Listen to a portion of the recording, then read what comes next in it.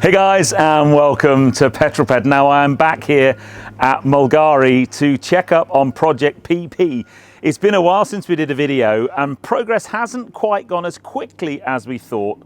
We've got lots and lots to update you on. Not so much of me doing stuff or us building things, but plenty of news on Project PP. A lot's happened since I was last here.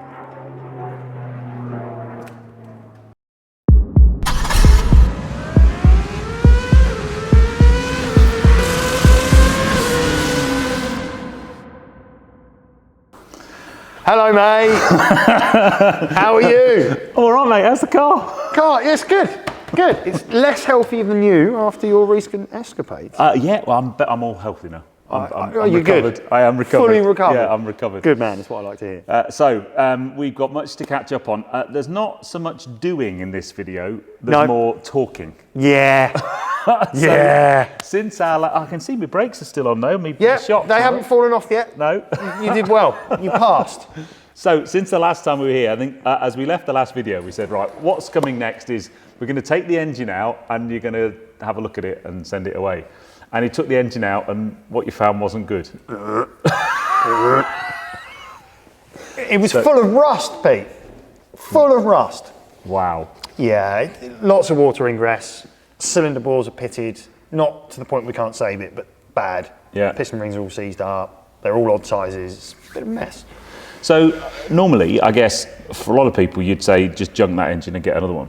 The speedy and potentially economical route is to just can it and start with either a good low mileage second hand or a reconditioned unit of sorts.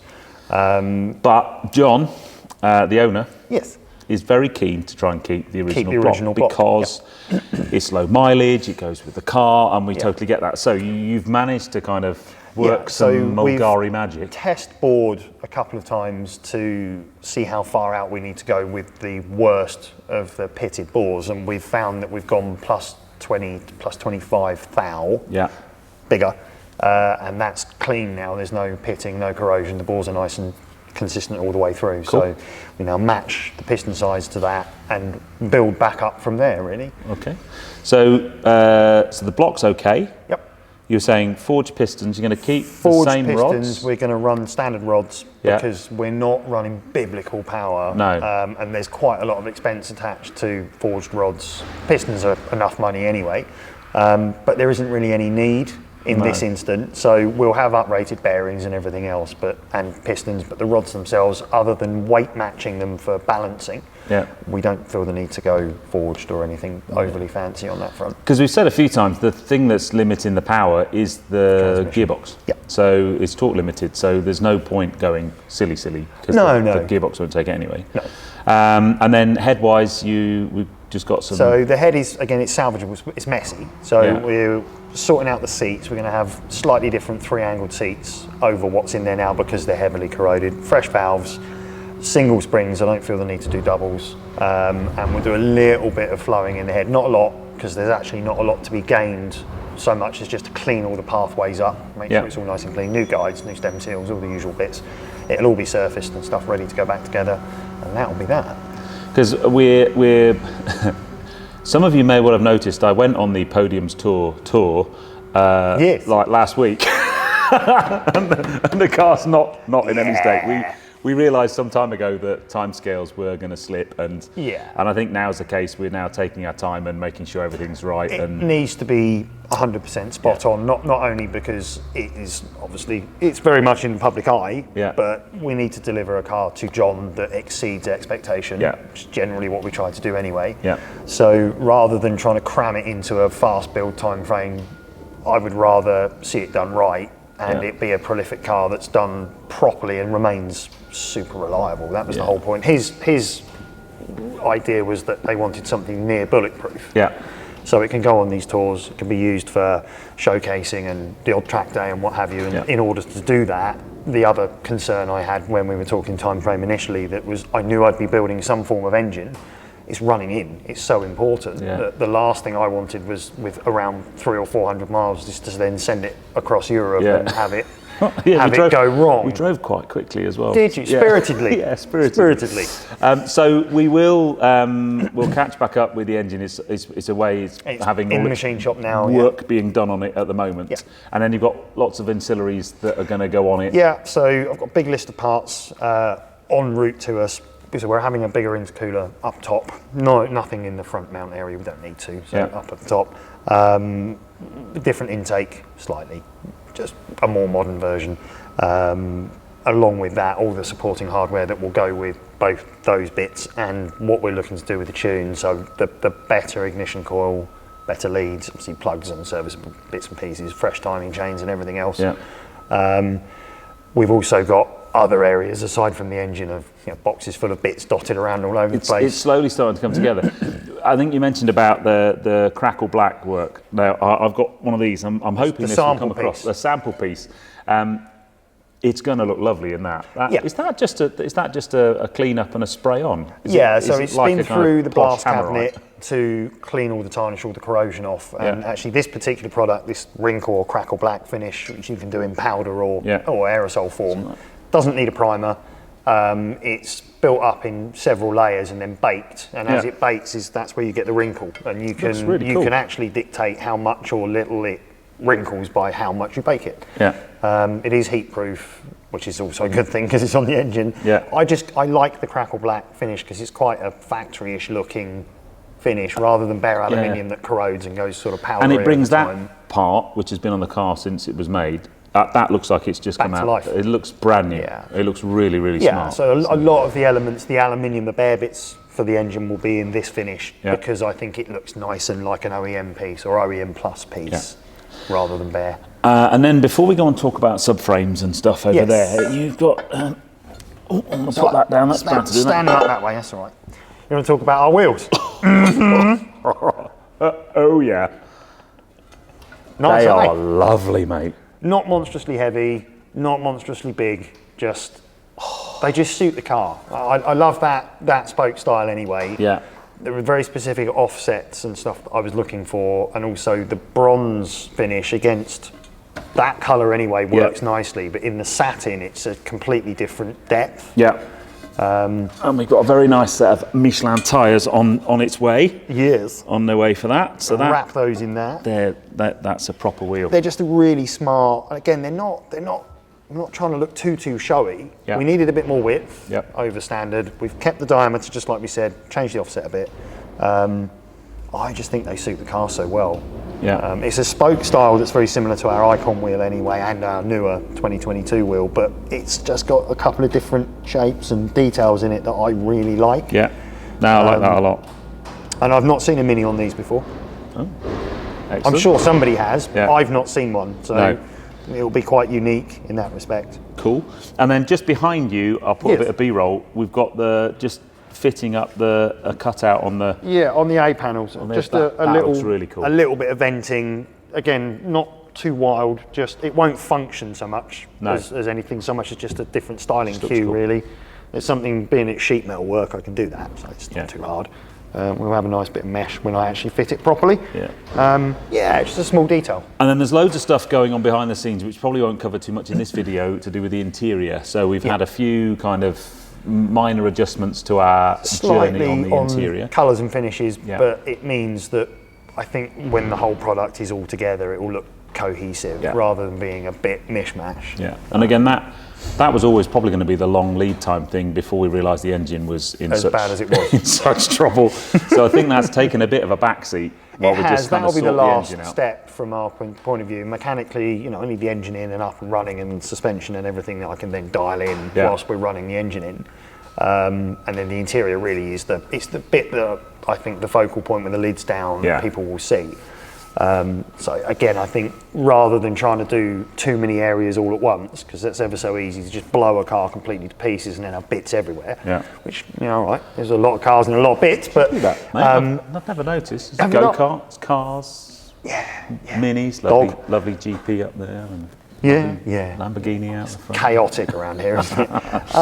But I think I always tend to want to do the interior last because you've got the rest of the car dialed in. We know as far as the cabin weight is concerned, it's very similar to the standard car with regard to different seats and so on. So I can get the car more or less set up where we want it, and then get the seat positions where we want them and everything else at the end. And then I'm also not working around nice clean interior with grubby hands. Yeah, excellent. So we're going to just head over here and have a chat about a couple of things we're doing.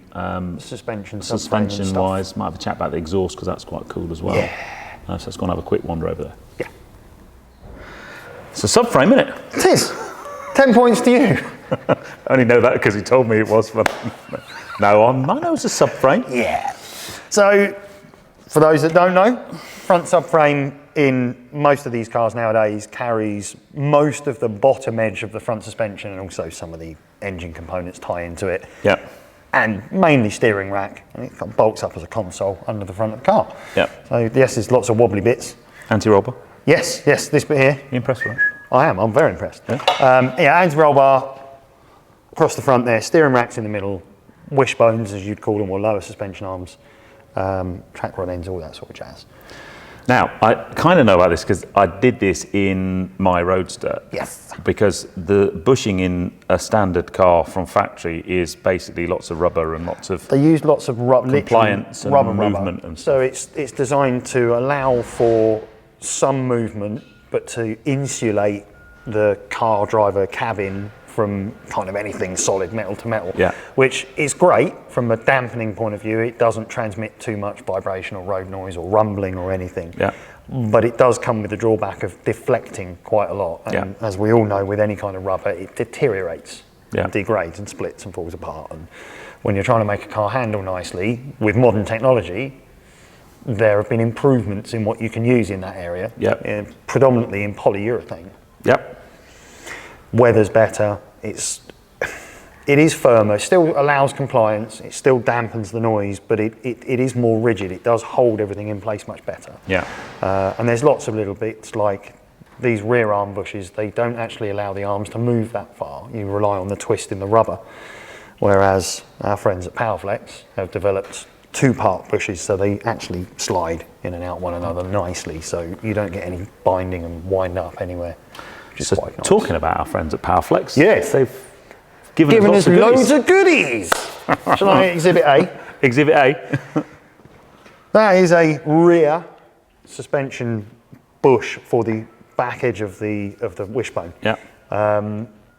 Two parts, so there's the black outer and then the purple inner. Yeah. And they slide within one another. Yeah. And the hex piece in the middle is actually to fit over the hex on the tail of the arm. Yeah.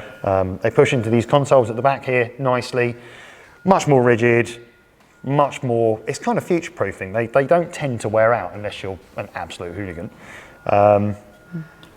Said nothing. Just saying. John, we're not saying you're a hooligan. No. I just going to get that in there. I saw him drive his CS on tour. It's quite a hooligan, he's a peddler. Fair play, John. Yeah, he's a peddler, yeah. Proud of you, mate. He took it on the ring as well. Good man. Yeah. Good man. No. So we got that. Please don't worry. All right. That's right. So pretty much with regard to any suspension bushing, our buddies at Powerflex will do the majority, particularly for cars like this, of all of the rubber bits and pieces, so anti-roll bar bushes, front and rear arm bushes, depending on your model. For this model, they've done a few trick bits as well. So you may notice in here, there's two bits that look a bit like a ball joint. Yep. It's because they are. Yep. On a lot of the later, so the Gen 2, Gen 3 cars, there is another rubber bush up there. In these, they've used a big, long, elongated ball joint. But in order to be quite sneaky about how you can run some negative camber, Powerflex, in their infinite wisdom, have produced an offset inner ball joint for these to push the leading edge of the arm out, which sadly they're not here yet, but they're on the way. Yeah.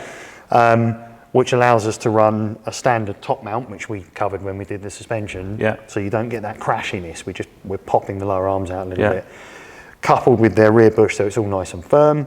And then their roll center adjusters, which are also over here, which drop the ball joints down to correct your theoretical roll center angles. So we'll talk more when we do our setup video and we talk about the stringing and stuff. We can kind of talk about that in more detail, I think. Yeah.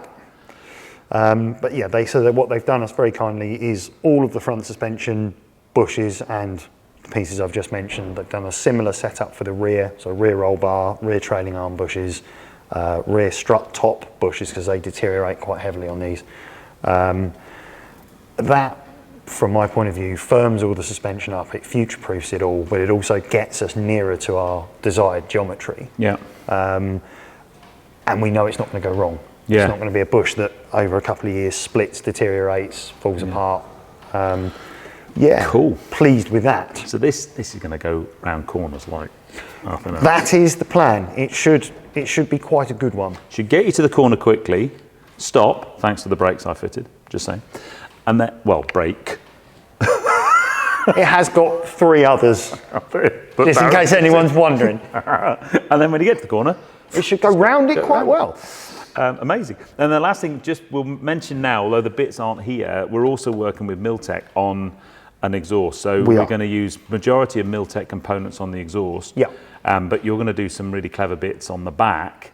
Yeah. Because with the aesthetic we're trying to get at the back of, we don't want to say too much at the moment because it's quite special. The aesthetic we want to get at the back, they don't do a standard Milltek that does that. No. So we're going to use as much Milltek as we can, but just with a little bit of customization at the back. So we'll adapt their standardized system with their high flow cat. Yeah. So we're using all of it until you get right to the other end, yeah. and that's where the adaptation will happen. So it is something that you can buy their standard system for standard placement. Yeah. What we create won't be something that Milltek are going to sell, I'm sure. No. But it should look quite, the idea is it's unique and it's one-off, and we do that because we can. Because you can. You told me you could weld. I know you can. I can braze and I can weld. There's a TIG over there. Let's do it. Tungsten inert gas, you know. Legend. See, he knows his stuff. Hey, you know. I trained you well. I interviewed someone recently who could weld magnesium. Yeah, I can't do that. I'm not ashamed to say. I've tried. It is incredibly hard. Can you imagine? I was like, hold on a minute, magnesium catches fire. I went, yeah, but you know, it's just basically. Well, you can do it. Yeah. Like underwater welders, not for me, but it boggles my mind I've got a mate knowing how hard it is to do just here. I've got a mate of mine, he's a saturation diver in the North Sea, does incredible underwater incredible amount of respect for those guys. So I know I haven't got my hands dirty today, we haven't kind of done anything, but we were keen. We haven't done an update for a while because there's been so much going on in the background. Chaos. I'm now away busy for like 2 or 3 weeks, and I didn't want to leave it that long. Yeah, we needed to touch base with everybody, didn't we? Yeah, exactly. So it's still going. It's still going faster than Project Binky. It is. Well, let's face it, that's not hard, really. But yeah, so hopefully the next time, I don't know what we'll be talking about the next time I'm here, but we'll have an engine in it by then. We'll start, we'll be able to talk about the engine. So otherwise, we'll be building the engine. Yes, exactly. I may have just put it together and put it in the car. Yeah. Depends. As soon as it comes back in the building, I'm building it. I know. So we are very keen to get this, and I know John's very keen to get it finished. But we've got it's all starting to come together. As I said, we've got components. We've got some components in here. We've got components on the way. Yeah, there's we've got lots components of stuff that are ready to go as soon as we say they need to go. Yeah. Everything's set up. It's having it all at the right time. Yeah, exactly. But I hope you enjoyed that update. Always great to be back here at Mulgari, and I see Enzo's still fast asleep. He's passed out with all the excitement. He's so said hello and then he's like falling asleep. Anyway, I hope you enjoyed that. If you did, give me a thumbs up. Comments below are always welcome, and if you haven't done so already, please subscribe to Petrol Ped for plenty more content to come. I will put the details of Powerflex below.